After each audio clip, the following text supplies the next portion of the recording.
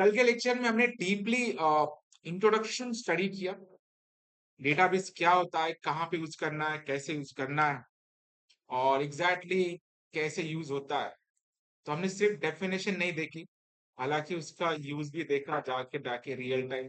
किसी प्रोजेक्ट का भी डेटा मैंने एक्सचेंज करके बताया था कि like how exactly it getting use. तो आज लेक्चर 2 है, सेशन 2 बोल सकते हो, लेक्चर 2 आप जो शायद बोलो। तो आज हमें दो तीन चीजें देखनी है। सबसे पहले हम इंस्टॉलेशन पार्ट समझ लेंगे। तो काफी लोगों को प्रॉब्लम आता है इंस्टॉलेशन में, और क्या सिलेक्ट करना है, क्या ऑप्शन नहीं सिलेक्ट करना है। तो उसके बारे में आज पहले देखेंगे कि इंस्टॉलेशन को कैसे करना है। तो सेकेंड चीज हमें ये देखना है, इंस्टॉलेशन होने के बाद जो पोस्टग्रे एसक्यूएल है, हम जो स्टडी कर रहे हैं पोस्टग्रे एसक्यूएल, इसका फोल्डर स्ट्रक्चर कैसा है। ठीक है, तो कहाँ पे जाके क्वेरी लिखना है, क्वेरी जो टूल है वो कैसे ओपन करना है, उसके बारे में स्टडी करेंगे। थर्ड पॉइंट हमें ये करना है कि डेटाबेस को कैसे क्रिएट करते हैं, उसके बारे में देखना है। फिर टेबल कैसे क्रिएट करते हैं, उसके बारे में देखना है।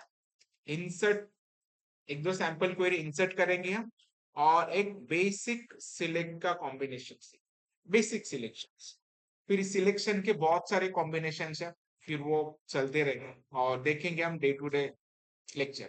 ठीक है, तो चार चीजें आज हमें समझनी है, आराम से हम करेंगे। Firstly will do the installation, secondly the folder structure, third database creations, table creations. ठीक है, और जो भी इंसर्ट वगैरह करेंगे, फिर हम क्या करेंगे, सिलेक्ट करेंगे। तो 5-6 पॉइंट्स है, तो आराम से आज स्टडी करना, क्योंकि अभी ये तो क्लेरिफाई हुआ है कि हमें डेटाबेस क्यों स्टडी करना है and why it is needed. तो उसके बारे में कुछ क्वेश्चन है नहीं। तो let's start with the installation. तो एज यूजुअल मैं फिर से एक बार शॉर्टली बता देता हूँ कि कैसे आपको करना है, क्या करना है। हालांकि लास्ट लेक्चर में मैंने यूआरएल्स वगैरह बताए थे, बट स्टिल सिंप्लीफाई कैसे करना है। You can just go to the you desktop, Chrome, जाके यहाँ पे डाउनलोड करना है पोस्टग्रे एसक्यूएल। ठीक है, इधर जाने के बाद विंडोज सिलेक्ट करना होता है आपको। विंडोज सिलेक्शन के बाद आपको जाना है नेक्स्ट की download installer, right. Download installer में जाने के बाद there are multiple option get open, so among you can select the 7.6, और यहाँ पे देखना है विंडोज। ठीक है, तो यहाँ पे क्लिक कर दो, ये डायरेक्टली डाउनलोडिंग को स्टार्ट हो जाएगा। तो आप जिस लोकेशन पे इसे सेव करना चाहते हो, उस लोकेशन पे आपको सेव कर देना है। जैसे कि मैंने ऑलरेडी सेव करके रखा है, फिर भी दिखा देता हूँ। जैसे आप यहाँ पे सेव करोगे, तो आपका जो भी डाउनलोड का सेक्शन है वहां पे जाके क्या हो जाएगा, डाउनलोड हो जाएगा। कल डाउनलोड किया था शायद हमने, क्या मैंने सिर्फ प्रोसेस बताई थी, डाउनलोड किया था एक्चुअली, पता नहीं किया था। तो यहाँ पे आ जाएगा वो। So let's check. वो बेसिकली टाइप के हिसाब से मैंने उसे शॉर्ट किया है, तो मे बी इट इज ये यहाँ पे पोस्टग्रेसक्यूएल। तो ऐसा आपको एक सॉफ्टवेयर डाउनलोड हो जाएगा। So basically this is a installation file. आपको सिंपली क्या करना है, इस पे डबल क्लिक करना है। जैसे ही आप इस पे क्लिक करते हो, तो एक इंस्टॉलेशन प्रोसेस स्टार्ट हो जाए। क्या हुआ, नहीं मेरा ये जुना वाला दिखा रहा है, मैंने सेव नहीं किया था शायद, 348 MB का था। सो जस्ट मैंने प्रोसेस बताया था। तो मेरा 16 है, डजेंट मैटर, एक दो चेंजेस होते हैं, कोई फर्क ज्यादा पड़ता है। तो अब जैसे ही इस पे क्लिक करोगे, तो प्रोसेस एक बार प्रॉपरली समझ लो, प्रॉब्लम कहाँ पे होता है। ठीक है, डबल क्लिक कर लेना है, यहाँ पे सिंपली नेक्स्ट करो। जो जो बताता है एक बार देख लो प्रॉपरली। बाय डिफॉल्ट आपका जो भी फोल्डर होगा सिलेक्शन को, उसको हाथ मत लगाओ, सी ड्राइव में होने वाला है, तो सी ड्राइव रखना है। तो नेक्स्ट करना है आपको। ठीक है, इंस्टॉलेशन स्टेप्स बता रहा हूँ। सो सिंपली यहाँ पे आ गए थे, डबल क्लिक किया, ये विंडो ओपन हो गया। नेक्स्ट करना है, by default location C drive होता है, वही रखो उसका। देन नेक्स्ट करना है। अभी सब जो मेन मेजर चीज है, तो यहाँ पे। ठीक है, अभी ये जो है बाय डिफॉल्ट जो ब्लू स्टैक बिल्डर जो है, ठीक है, अगर वो तुमसे अनटिक हो रहा है तो अनटिक करो। ठीक है, अगर नहीं हो रहा है तो फोर्सफुली नहीं करना। और सबसे बड़ा प्रॉब्लम यहीं पे, क्योंकि ये स्टैक बिल्डर क्या करता है, कुछ इंटरनल स्ट्रक्चर जो है, एक्स्ट्रा चीजें डाउनलोड करता है, और सारा प्रॉब्लम यहीं से क्रिएट होता है। तो आपको अगर ये अनटिक करने आ रहा है तो अनटिक कर लो, अगर नहीं आ रहा है तो रहने दो। ठीक है, फिर कहाँ पे जाके आपको फिनिश करना है वही बता देते। तो सबसे पहली चीज यहाँ पे चेंज होगा, if it is get untick keep the untick, अगर नहीं हो रहा है तो नहीं रहो। सिर्फ स्टैक बिल्डर के लिए, बाकी सारी चीजें हमें लगेंगी, सर्वर लगने वाला है, कनेक्शन टूल लगने वाला है, एडमिन पैनल है। ये ऑप्शनल होता है, काफी हैवी भी है। तो बेसिकली कभी कभी अभी कंपल्सन हो गया है, तो आप अगर है तो रहने दो, कोई प्रॉब्लम। उसके बाद नेक्स्ट पे चले जाना है, इसको भी हाथ नहीं लगाने का। आफ्टर दैट नेक्स्ट, अब जब नेक्स्ट चले जाओगे तो बेसिकली मेरे पास सी क्या बता रहा है कि ऑलरेडी मेरे पास डेटा ये इंस्टॉल्ड है। ठीक है, अब इसके नेक्स्ट स्क्रीनशॉट भी है अपने पास, सो लेट मी मिल जाएंगे W3 स्कूल पे ऊपर भी आप चले गए। ठीक है, so Postgre installation step by steps in Windows takes, simple सा स्टेप्स है, जो जो हमने देखे वही सारे स्टेप्स आपको यहाँ पे दिखाई देंगे।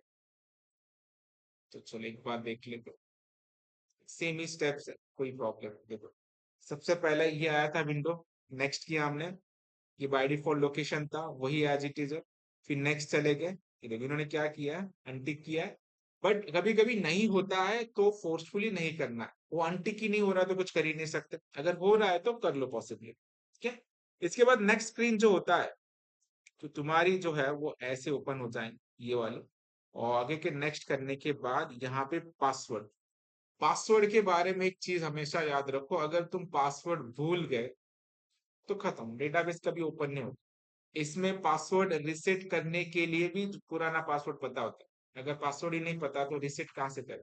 फॉरगेट भी करना है तो आपको पहले का पासवर्ड पता होना चाहिए, इसीलिए पासवर्ड जितना सिंपल हो सके वो रखो, और उसे कहीं ना कहीं पे लिख के रखो। ठीक है, स्पेस नहीं देना है, स्पेशल सिंबल ऐसे कुछ भी यूज मत करो, नॉर्मल एज एडमिन यूज कर लेना या 1 2 3 4 5 यूज कर लेना। ठीक है, और नोट करके लेना, ये अगर गया तो गया, आपको दूसरा ऑप्शन एक ही है कि पूरा अनइंस्टॉल करो और फिर से इसे इंस्टॉल करो, तो ये कभी भूलना नहीं, याद रखो। ठीक है, और नेक्स्ट स्क्रीन जो आती है वो होती है तुम्हारी पोर्ट नंबर की।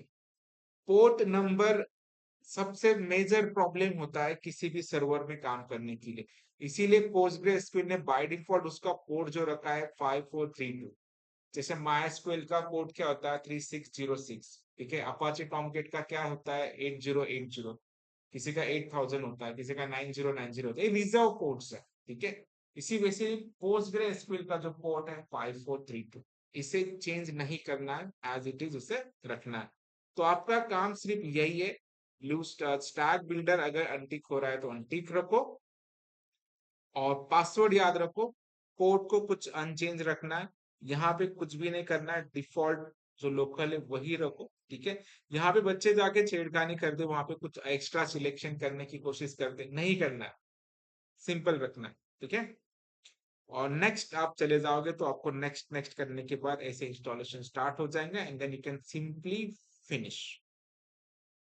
ठीक है, आज के आज तुम इंस्टॉलेशन कर सकते हो, कोई प्रॉब्लम नहीं, बट अभी नहीं मत करना, आप डाउनलोडिंग को लगा सकते हो, कोई इश्यू नहीं है। बट वो स्लो हो जाएगा लेक्चर में भी, तो सारे एग्जाम्स एक एक कर सकते हो, एक साथ मत करो।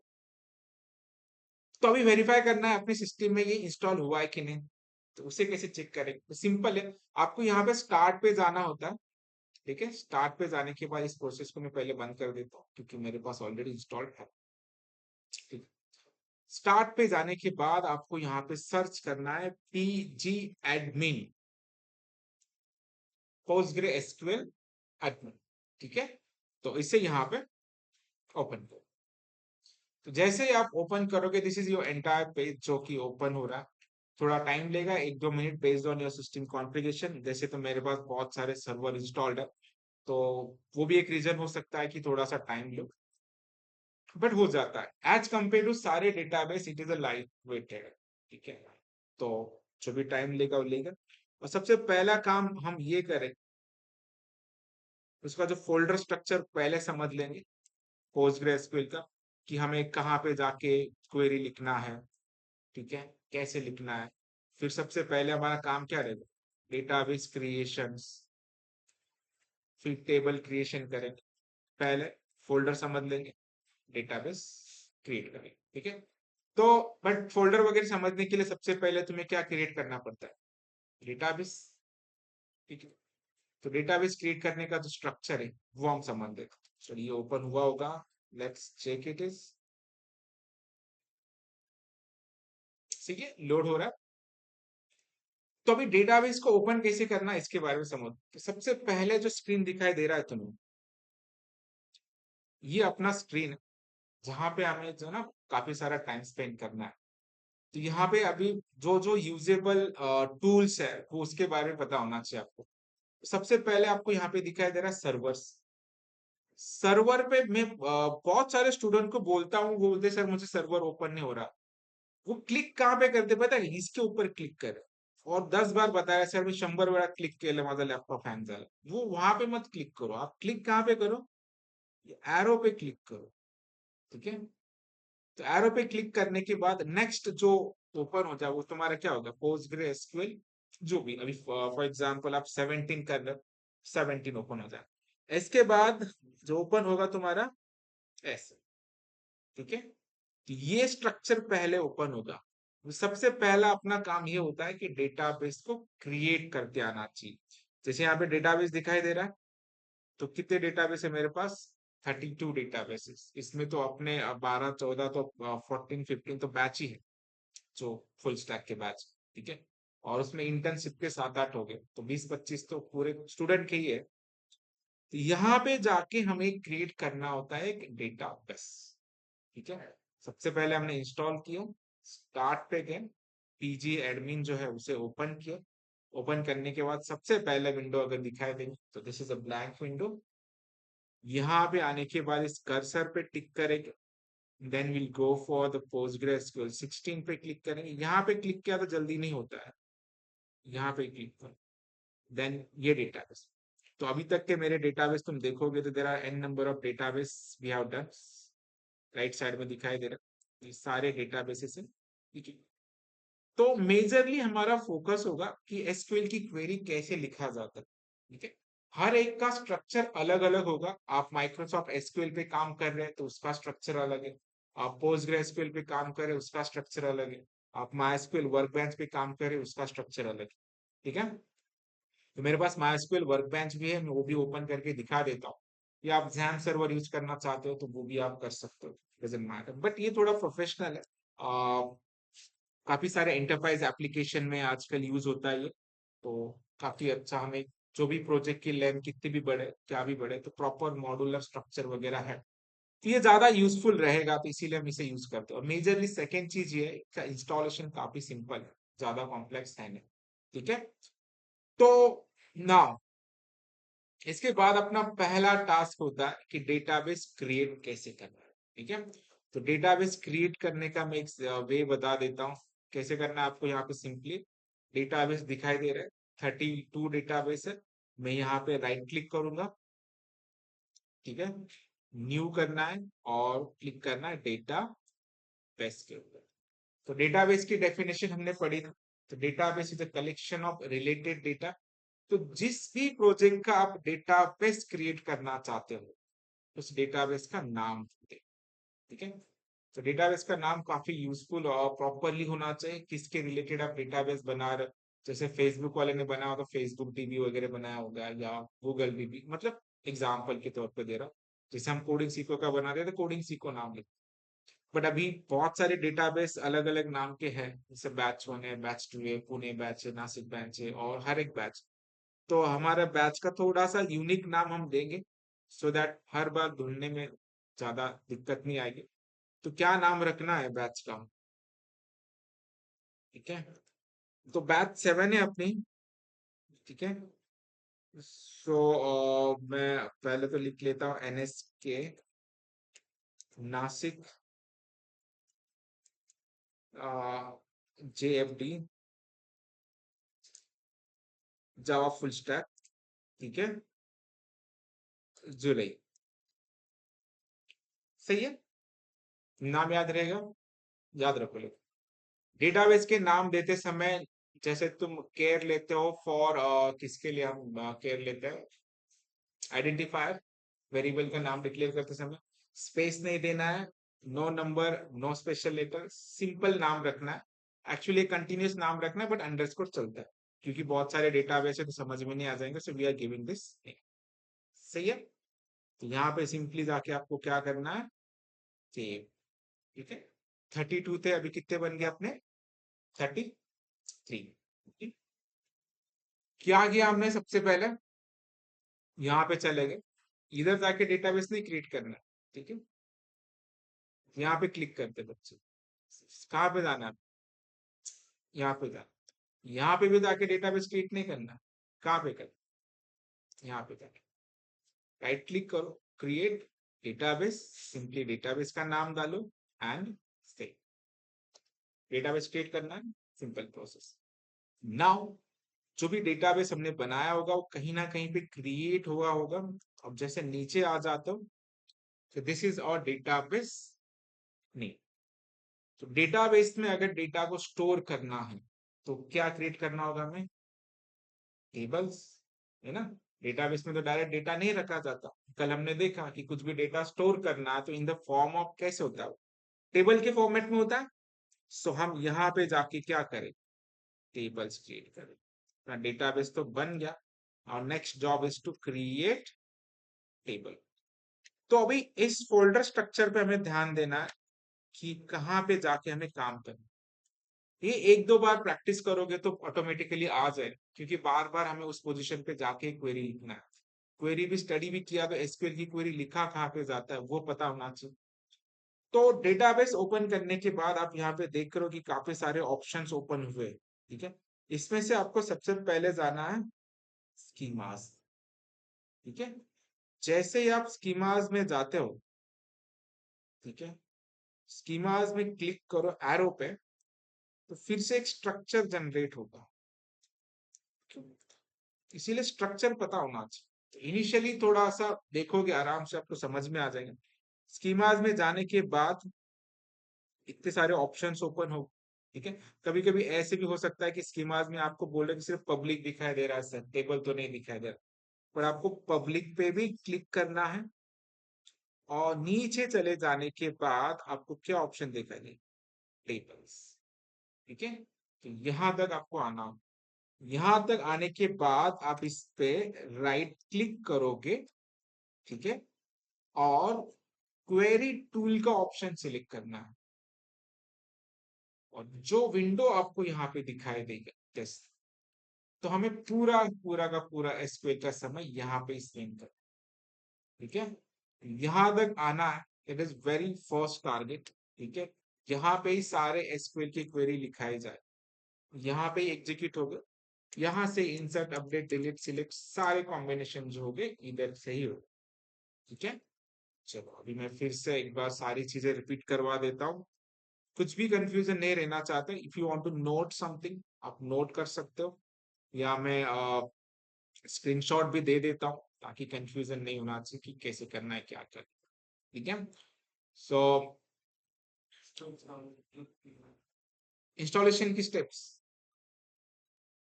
इंस्टॉलेशन समझ में मतलब कहाँ पे है, सिंपल सिंपल नेक्स्ट तीन चीजें याद रखनी है। लास्ट का क्या था, देखो सिंपल चीजें, वो वेबसाइट ओपन है क्या देख लेते हैं, हाँ यहाँ इसे फॉलो कर सकते हो आप, कोई प्रॉब्लम।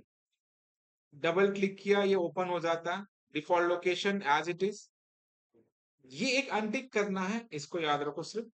उसके बाद जो ओपन होगा तुम्हारा पासवर्ड याद रखना, एंड देन उसके बाद तुम्हें पोर्ट नंबर को कुछ नहीं करना है, बस बाकी चीजें next next next next next and finish, ठीक है।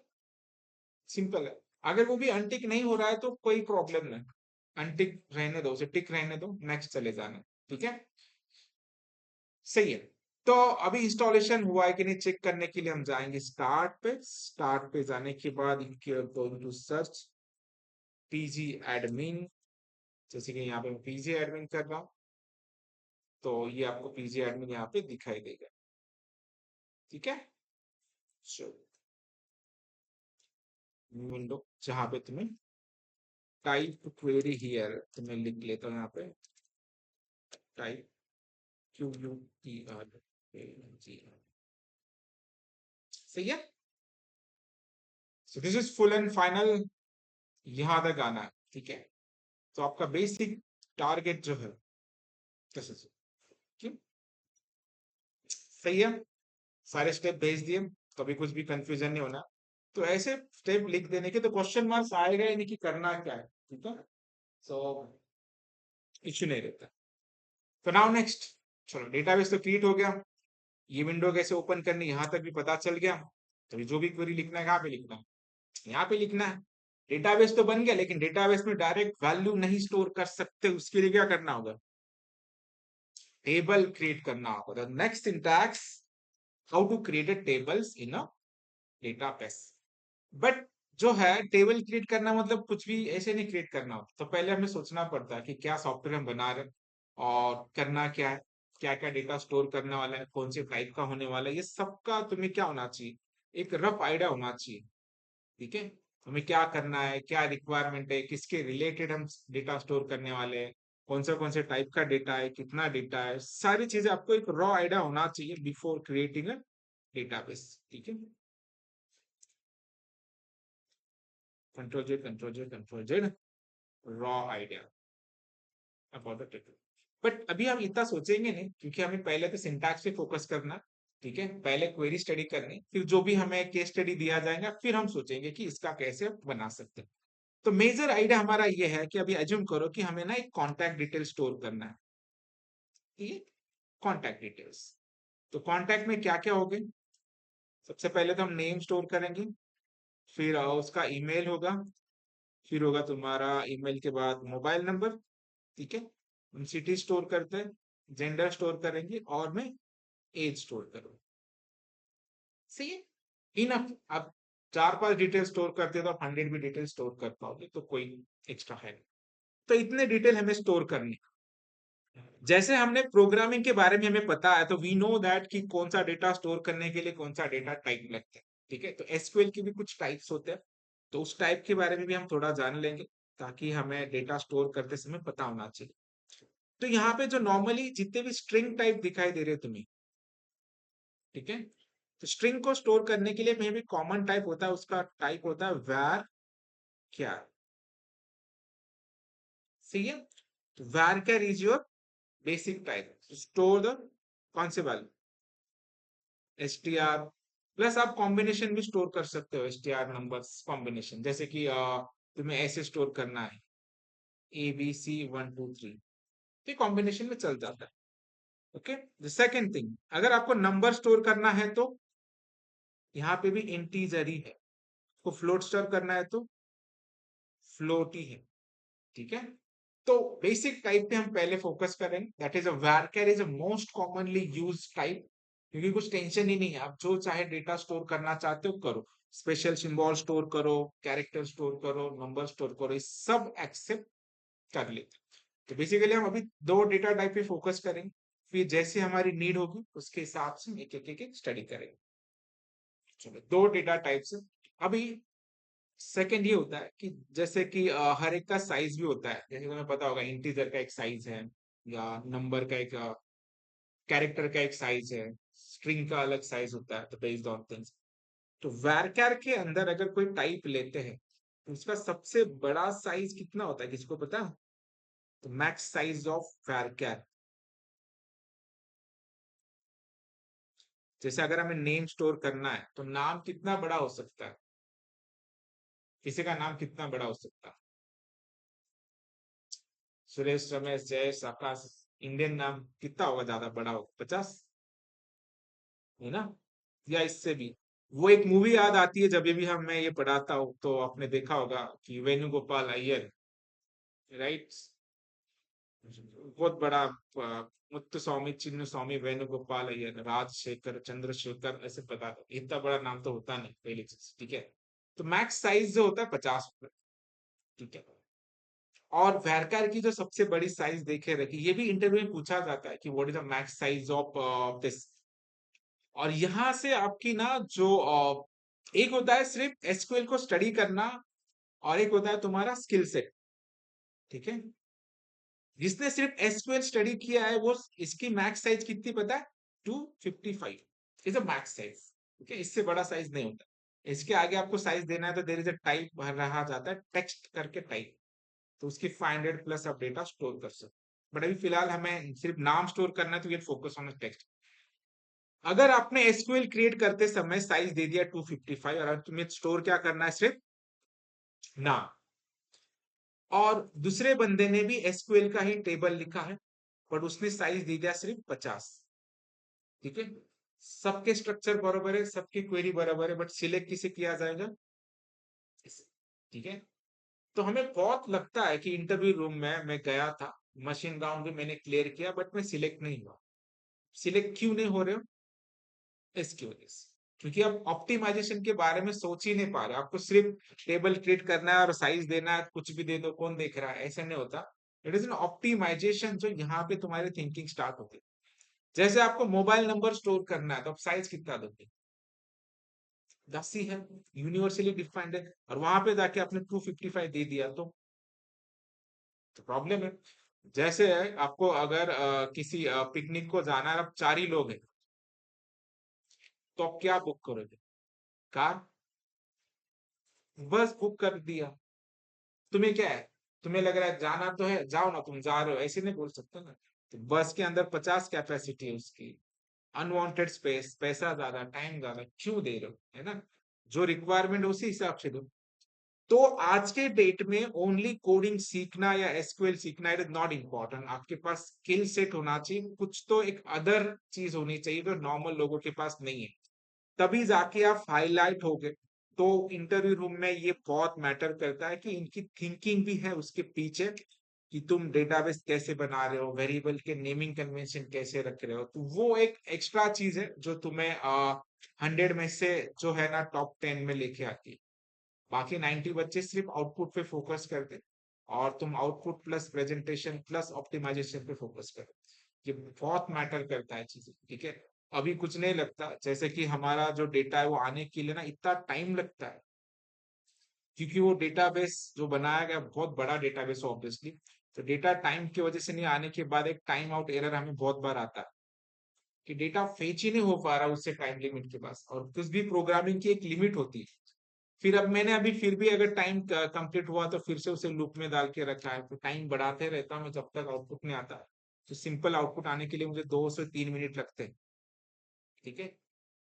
अगर ये डेटाबेस इस वे से रहा, ऑप्टिमाइज नहीं रहा, फिर तो गया, फिर डेटा आएगा, ठीक है। तो फिर सिर्फ स्टडी करना भी इंपॉर्टेंट नहीं है, शुरू ही से ही हमें छोटी छोटी चीजें याद रखनी है, सो दैट आगे जाके मिस्टेक नहीं होती। तो सही, ये तो दो टाइप के हम यूज करेंगे, एक varchar और इंटीजर, क्योंकि अभी फिलहाल जो डेटा स्टोर करना है वही टाइप हमें लगेगा। तो चलो, तो अभी हम समझते हैं सिंटैक्स के बारे में, सिंटैक्स कैसे लिखा जाता है। Name, email, mobile, city, gender और एज, ये डेटा हमें स्टोर करना, तो उसका हमें पहले टेबल क्रिएट करना होगा। अभी हम स्टडी करेंगे एसक्यूएल, क्योंकि डेटाबेस जो है हमारा उसको एक ही लैंग्वेज समझती है, that is nothing but SQL. और एसक्यूएल का मतलब क्या होता है, स्ट्रक्चर क्वेरी लैंग्वेज, ठीक है। तो इसको जो है ना, पहले जो डेटा स्टोर किया जाता था, पहले बहुत पहले जमाने में, तो वो जो डेटा स्टोर किया जाता था in the form of file structure, ठीक है। तो अगर तुम फाइल में डेटा स्टोर कर रहे हो, इमेजिन करो तुम कितना डेटा स्टोर कर सकते, तो बहुत सारे फाइल बनेंगे तुम्हारे। जैसे तुम्हारा फाइल 1 बन गया, फाइल 2 बन गया, फाइल 3 बन गया, ठीक है। जैसे कि मैं भी अभी भी ओल्ड स्टाइल का डेटा स्टोर करता हूँ, चलता है, ठीक है। तुम यहाँ पे देख पा रहे हो कि how created many small small text file, ऐसे डेटा स्टोर किया जाता है, ठीक है। आज भी डेट में स्टोर होता है, बट इसे अगर मैं बाहर एक्सेस करना चाहूँ तो कर सकता हूँ क्या, नहीं कर सकता ना। क्योंकि तुम डेटा रख रहे हो, किसी को डेटा ढूंढना है, मुझे अचानक कुछ ऐसे लगा कि मुझे ये डेटा चाहिए, तुम्हें क्या करना होगा, उस फाइल को ओपन करना होगा। पहले तो फाइल ढूंढनी होगी कि कौन सा डेटा चाहिए, कौन सा डेटा चाहिए, फिर उसको ओपन करके उस फाइल में जाके वो डेटा को देखना होगा। दिस इज ओल्डेस्ट वे। फिर उसके बाद तुमने क्या किया, बहुत सारे फाइल बन गए। तो फिर नेक्स्ट इवोल्यूशन आया कि अभी सिर्फ फाइल बना के तो प्रॉब्लम हो जाता है।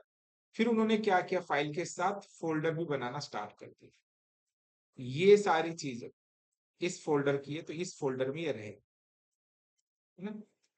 तो वो भी चीजें मैंने अपनाई है, तो मैंने फोल्डर भी बनाया, ठीक है।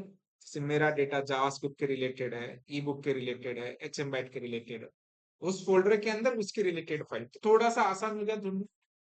बट फिर भी वो मैं मैनेज नहीं कर पाता, मुझे अगर कुछ डेटा ढूंढना है तो उस फाइल पे जाना होता है, उस फोल्डर में जाना होता है, उसे ढूंढना होता है।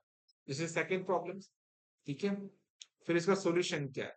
ये जो मैं प्रॉब्लम आपको बता रहा हूँ, ये सेम प्रॉब्लम ना एक बंदे को आया था, और वो जो बंदा है वो आईबीएम में एज ए रिसर्चर काम, आईबीएम सुना है नाम?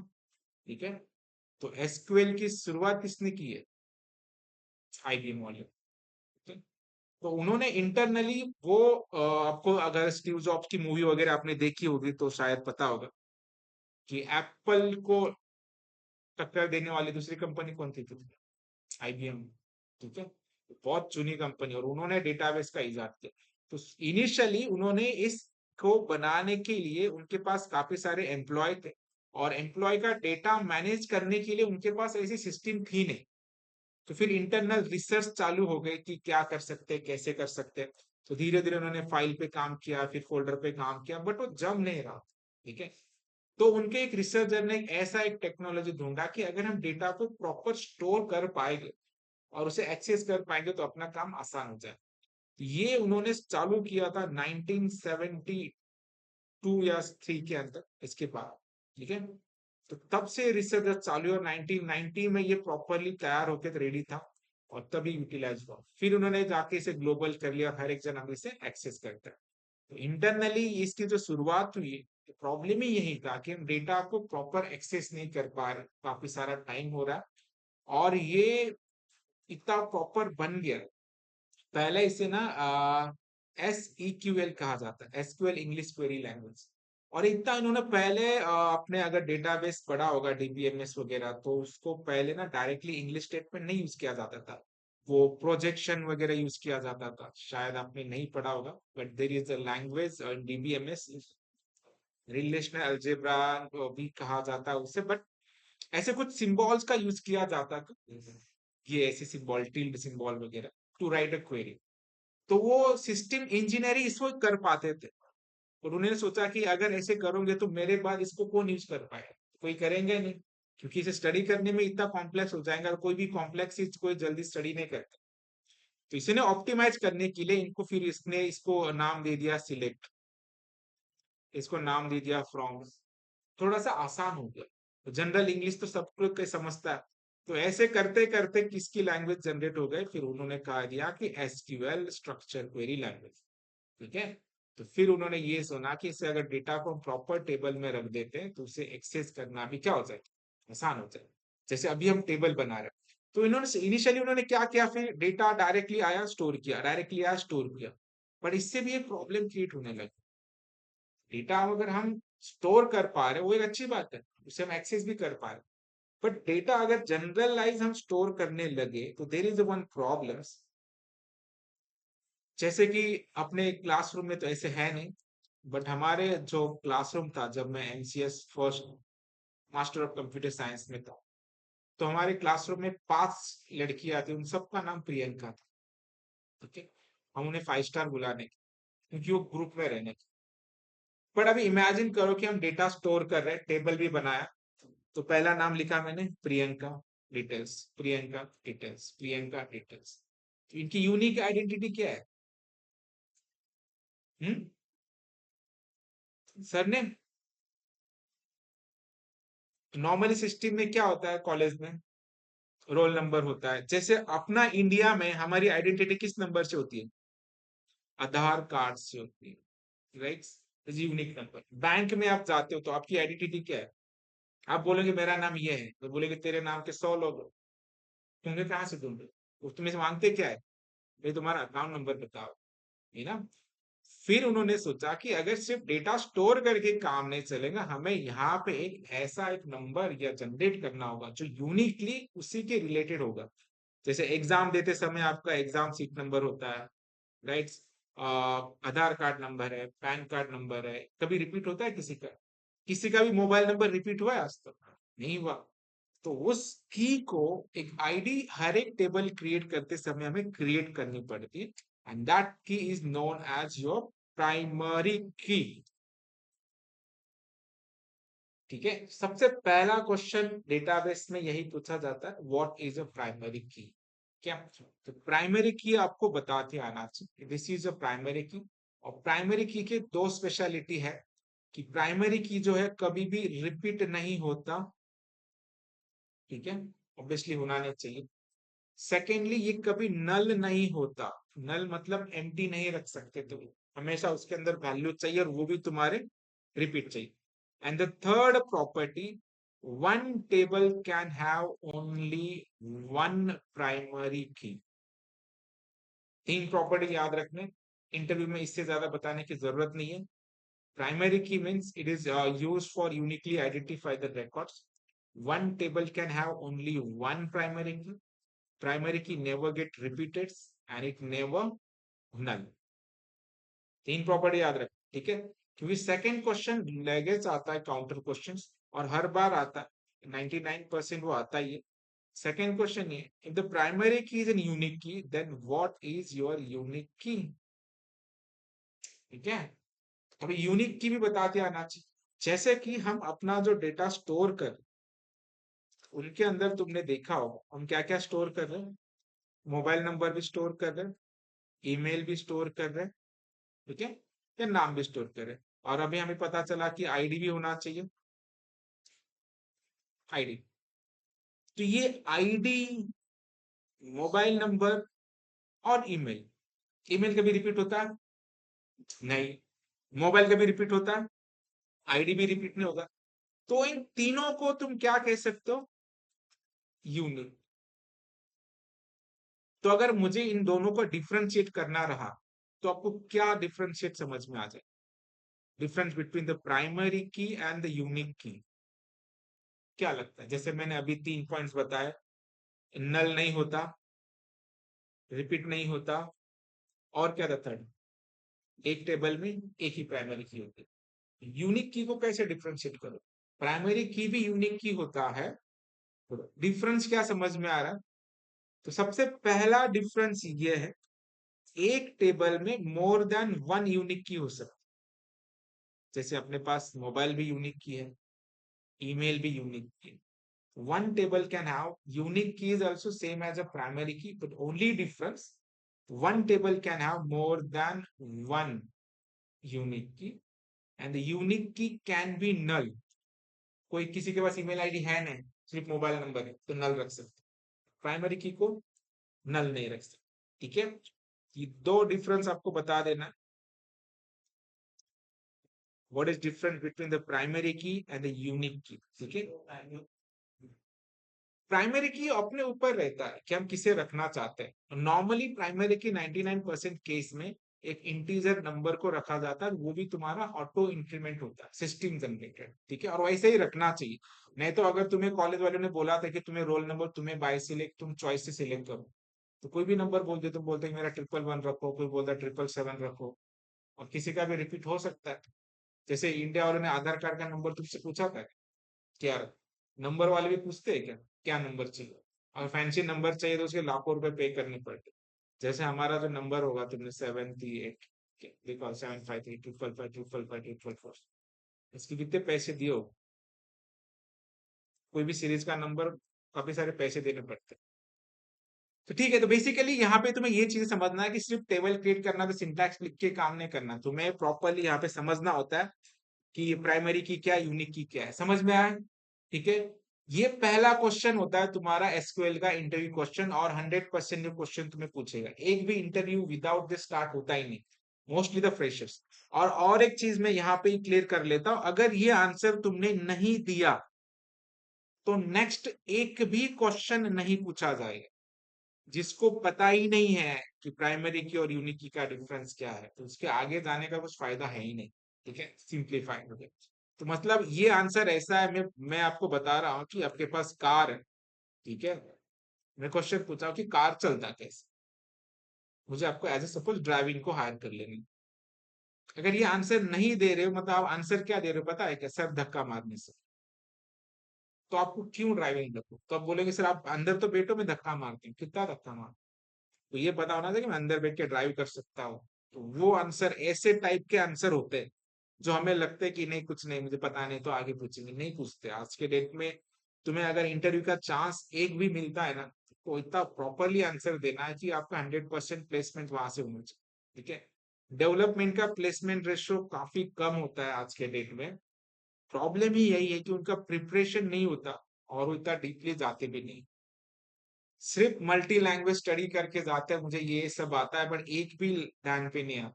तो प्रॉपरली आंसर देना, कैसे करना क्या करना, लिमिटेड आंसर होना चाहिए। अगर नहीं पता है तो आप आंसर दे सकते हो कि मैं अभी रिकॉग्नाइज नहीं कर पा रही हूँ, बट ये ऐसे कुछ क्वेश्चन है इसको भी आप बोल दोगे कि मैं अभी याद नहीं कर पा रहा हूँ तो खत्म। ठीक है, आपको ड्राइविंग के लिए हायर कर रहे हो, मुझे पता है गाड़ी कैसे चलानी, मैं अभी नहीं बता पाऊंगा गाड़ी कैसे चलानी, तुम्हें क्यों ले। ठीक है, खुद आगे जाके कुछ कॉम्प्लेक्स क्वेरी हो कि जैसे टाइप ऑफ ज्वाइन में आप एक ही ज्वाइन बता पा रहे हो दूसरा ज्वाइन नहीं बता पा रहे हो, तो दैट इज ओके ना, कि एक ज्वाइन तो आता है दूसरा भी सीख लोगे। और जो प्राइमरी चीज है जो बेसिक चीज है वो आपको 100% आना चाहिए। ठीक है, तो टेबल क्रिएट करते समय इन सब चीजों का ध्यान रखना पड़ता है, कौन सा टाइप का यूज करना है, कितना साइज देना है, कौन सा प्राइमरी की होना चाहिए, हर एक टेबल में प्राइमरी की होना चाहिए। एसक्यूएल के अंदर कुछ रूल भी होते हैं, नॉर्मलाइजेशन रूल कहा जाता है, उसे हम आगे जाके स्टडी करेंगे। First normal form, second normal form, third normal forms. ठीक है, एक बीसीएनएफ भी होता है, दैट इज ऑप्शनल, नहीं किया तो भी चलता है आज के डेट में, बट 3 तक होना चाहिए तुम्हारा नॉर्मलाइज। ये भी चीजें हम स्टडी करेंगे। तो अभी हम एक सिंपल सा टेबल क्रिएट कर लेते हैं। ठीक है, स्ट्रक्चर क्रिएट कर लेंगे। तो चलो मैं जाता हूँ यहाँ पे, सिंटैक्स यहाँ पे लिख सकते हैं, कोई प्रॉब्लम नहीं है। सिंटैक्स समझ लेना, राइट क्लिक करके कहाँ पे जाना है तुम्हें, क्वेरी टूल पे चले जाना है। एसक्यूएल की query for writing, for creating tables. ठीक है, एसक्यूएल के कुछ रूल्स होते हैं बेसिक बेसिक, कुछ बहुत सारे रिजर्व कीवर्ड्स हैं उनके, उनका यूज करना पड़ता है। एक चीज याद रखना, चाहे आप सिलेक्ट को ऐसे लिखो या चाहे आप अपर केस में लिखो, सब कुछ चलता है, इट इज केस सेंसिटिव नहीं है। अपर केस लोअर केस या दोनों का कॉम्बिनेशन, जैसे मर्जी चाहो लिखो, कोई प्रॉब्लम है नहीं। ठीक है, सेकेंडली हर एक स्टेटमेंट एंड होता है सेमीकोलन से, SQL like in programming language. ठीक है, और जनरल कुछ सिंपल सिंपल स्टेटमेंट है। हमें और एक चीज याद रखनी है एसक्यूएल के बारे में, हमें कोई बड़ा सा प्रोग्राम टाइप नहीं लिखना है, जैसे हम नॉर्मली प्रोग्राम लिखते हैं तो 10-20 लाइन का प्रोग्राम हो ही जाता है। तो यहाँ पे ज्यादा से ज्यादा मैक्स टू मैक्स तुम्हारे 2 या 3 लाइन का ही क्वेरी होगा, उससे बड़ा नहीं। नॉर्मली सिंगल लाइन ही होते, बट कभी 2 लाइन कभी 3 लाइन, दैट्स। ठीक है, तो इतना हेक्टिक नहीं लेना, सिर्फ सिंपल सी चीजें समझनी कि इसका सिंटैक्स कैसे, क्या करना कैसे करना। तो सबसे पहले क्वेरी हम करते हैं कि क्रिएट टेबल करना है, तो there is syntax for creating table. तो कमेंट देना है तो डबल डैश। ठीक है, मैं यहाँ पे लिखता हूँ CREAT, क्रिएट टेबल, सिंटैक्स करना है। तो इसका सिंटैक्स भी वही है, CREAT, create table, TABLE, tables. Table create करो, टेबल का नाम क्या देना है, फॉर एग्जाम्पल मैं दे दिया था contact, CONTACT, CONTACT, contact, brown brackets. ठीक है, टेबल क्रिएट करना है कौन सा, कॉन्टैक्ट। अभी जैसे हमने टेबल स्ट्रक्चर के बारे में स्टडी किया, तो सबसे पहले तुम्हारा क्या होना चाहिए, प्राइमरी की। पोस्टग्रेसक्यूएल में प्राइमरी की क्रिएट करना है तो यहाँ पे आपको देना होता है डायरेक्टली ID सीरियल, सीरियल। ठीक है, और यहाँ पे तुम्हें लिखना है प्राइमरी की।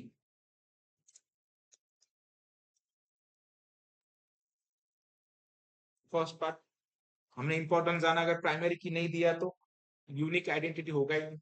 ठीक है, so this means your ID is a primary की, वो हमें इंसर्ट करने की जरूरत नहीं, ऑटोमेटिकली सिस्टम इंसर्ट कर दे। सेकंड क्या लेना था हमें, नेम। ये देते समय तुम्हें ऐसे अगर फर्स्ट नेम लिखना है तो F स्पेस नेम स्पेस नहीं देना है। ठीक है, अंडरस्कोर ही देना है, चलता है। अभी सिंपल नेम स्टोर करेंगे हम। और यहाँ पे एक याद चीजें और याद रखना है कि नॉर्मली कभी भी तुम टेबल बनाओगे ना तो सिंपल लोअर केस में ही सारे नाम देना है, कुछ भी फैंसी नहीं करना, F नेम L नेम वगैरह, सिंपल सा ट्रेट नाम देना, जितना सिंपल रखोगे उतना आपके लिए अच्छा होगा। तो नेम है, टाइप क्या है उसका, वार क्या रखेंगे हम, और साइज कितना देना है, 50 दे देंगे। ठीक है, कुछ नाम बड़े हो सकते, दैट्स ऑल। सो नेक्स्ट आ जाता हूँ मैं। दूसरा क्या स्टोर करना था, नेम के बाद email ID, EMAIL, email, spelling check कर लो, ईमेल। ईमेल भी क्या होगा तुम्हारा, वार कैरी। तो वो भी हम दे देते, किसी किसी का ईमेल बड़ा होता है तो एक इन एन एवरेज दे देना है, ठीक है। हम इतना एक्यूरेट नहीं रह सकते कि इतना ही होना चाहिए वही होना चाहिए। और एक इंटरव्यू में क्वेश्चन पूछा गया था कि TCS के अंदर अगर मैं यहाँ पे साइज दे रहा हूँ, ठीक है, मैं यहाँ पे साइज दे रहा हूँ 5 और डेटा इंसर्ट कर रहा हूँ कि रमेश, यहाँ पे लेटर है 6, ना साइज है 5, तो in that case what will happen, ये एरर देगा या 5 ही लेटर एक्सेस करेगा, क्या करेगा? तो ये एरर देता है, ठीक है। अभी इन्होंने थोड़ा अपडेट किया है, पहले कुछ सालों पहले क्या होता था, वो सिर्फ 5 लेटर ना एक्सेप्ट कर लेता था, बट इससे प्रॉब्लम क्रिएट होने लगा कि डेटा तो आ रहा है बट अनयूज डेटा है, हाफ डेटा है, कुछ क्लेरिफिकेशन आता ही नहीं। तो अभी सिंपली क्या कर लेते हो कि डेटा तुम्हारा क्या है, साइज का प्रॉब्लम, तो साइज पहले चेक करना होता है। तो ये ऐसे प्रॉब्लम आया तो इंसर्ट नहीं होगा, इट विल थ्रो एरर, ठीक है। चलो नेक्स्ट पार्ट क्या करें हम, मोबाइल नंबर। और एक चीज याद रखना, जिसके साथ हमें सिर्फ डिस्प्ले करनी चीजें, जिसके साथ कैलकुलेशन नहीं करना है, तो वो हमेशा varchar में लो, मेरे लिए ज्यादा अच्छा होता है। तो अभी हमें मोबाइल को सिर्फ डिस्प्ले करना है, तो I will take mob as what, varchar ही लेता हूँ। बट साइज हमें कितने देने हैं, सिर्फ 10, ठीक है। उसके बाद क्या है, एज स्टोर करना है शायद, सिटी, सिटी स्टोर करेंगे, वो भी तुम्हें varchar ही रखेगा। और कोई कोई सिटी बड़ा होता है, तो लेट्स वी गिव 30, ठीक है। अभी क्या रहेगा, एज, एज इंटीजर, इंटीजर की साइज नहीं देनी, ठीक है। बाय डिफॉल्ट इसकी साइज 11 होती है, 11 मतलब not exactly 11, the series of 11, मतलब करोड़ों में साइज होती है। और दूसरा क्या लिया था हमने, जेंडर, GNDR, जेंडर, वो भी हम वैर कैरी लेंगे, इधर MALE और फीमेल, या 01 स्टोर कर सकते हो तुम, जो भी है फ्लैग, ट्रू फॉल्स भी कर सकते हो। तो मैं मेल फीमेल मतलब 5 ले लेता हूँ, ठीक है। तो अपना ये है syntax for creating a table. तो इसे अगर एग्जीक्यूट करना है, तो नॉर्मली अगर एक ही स्टेटमेंट है तुम्हारे पास इस टेबल के अंदर, तो तुम डायरेक्टली यहाँ पे एग्जीक्यूट कर सकते, ठीक है। अगर मल्टीपल क्वेरी एक साथ लिखी हो, तो जो भी क्वेरी एग्जीक्यूट करना है उसे पहले सिलेक्ट करो, और फिर ये जो ट्रायंगल दिख रहा है इस पे क्लिक करना है, और एल्स तुम क्या प्रेस कर सकते हो, F5। तो अभी मैं यहाँ पे प्रेस कर लेता हूँ, अगर कुछ करेक्ट है, कुछ सिंटैक्स एरर है तो बता देगा। तो अभी यहाँ पे सिंटैक्स एरर बता रहा है, क्या बता रहा हूँ, कॉमा रहेगा नेम के बाद, ठीक है। तो जो भी सिंटैक्स एरर आएगा प्रॉपरली बताएगा वो, there is a line number errors, और प्रॉपरली बता रहा आफ्टर नियर इमेज, तो यहाँ पे चले जाना दिस, ठीक है। चलो फिर से एग्जीक्यूट करवा देते हैं, इधर भी रहेगा, ओके। हम जब एंटर दे रहे थे तो शायद हमने कॉमा नहीं दिया था, ठीक है। तो अपना जो भी टेबल है वो प्रॉपरली क्रिएट हो चुका है, जो भी माइक्रो सेकेंड्स मिली सेकेंड लगेगा वो, तो टेबल तो बन गया।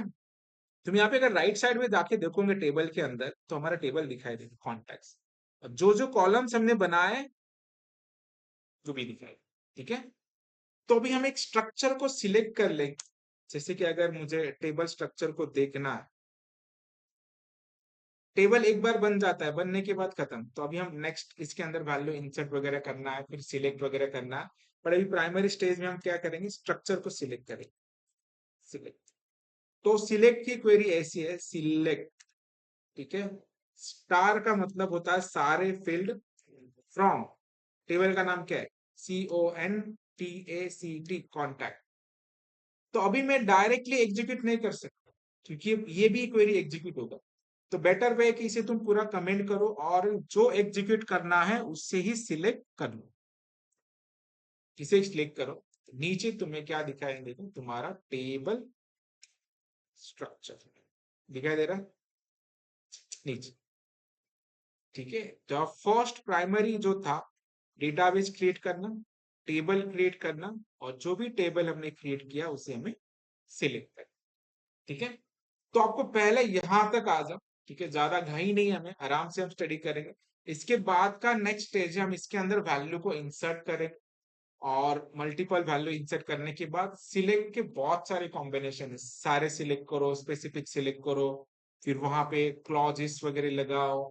ठीक है, और सारे कीवर्ड्स एक एक हम करेंगे। सिलेक्ट स्टार किया, फिर स्पेसिफिक करेंगे, एंड यूज करना है, और यूज करना है, not, int, in between, having clause, बहुत सारी चीजें तो सिलेक्ट के कॉम्बिनेशन के साथ हम करेंगे। ठीक है, तो धीरे धीरे करके जो first target is to be create, पहला टारगेट है तुम्हारा installation, database creation, table creation, और जो भी टेबल क्रिएट किया तुमने उसे सिलेक्ट किया। तो आज के इसमें समझ में आ गया ये क्या है तुम्हारा, दिस इज योर प्राइमरी की। और ईमेल और मोबाइल नंबर क्या है तुम्हारा, यूनिक की। ठीक है, प्राइमरी की और यूनिक की बेसिकली सेम होते हैं, ओनली डिफरेंस एक ही प्राइमरी की, मल्टीपल यूनिक की, ये नॉट नल होता है, ये नल हो सकता है। और प्राइमरी की प्लस यूनिक की को कहा जाता है कैंडिडेट की। ठीक है, तो एग्जाम तो आपको देना नहीं, बट गलती से अगर पूछ लिया कि व्हाट इज कैंडिडेट की, तो इन सबको कैंडिडेट की को कहा जाता है, और कैंडिडेट की में से हम प्राइमरी की को सिलेक्शन किया जाता है। ठीक है, ये छोटी छोटी चीज है। वो भी साइज साइज कितना देना है वो याद रखो, कितना देना है, क्या देना है, मैक्सिमम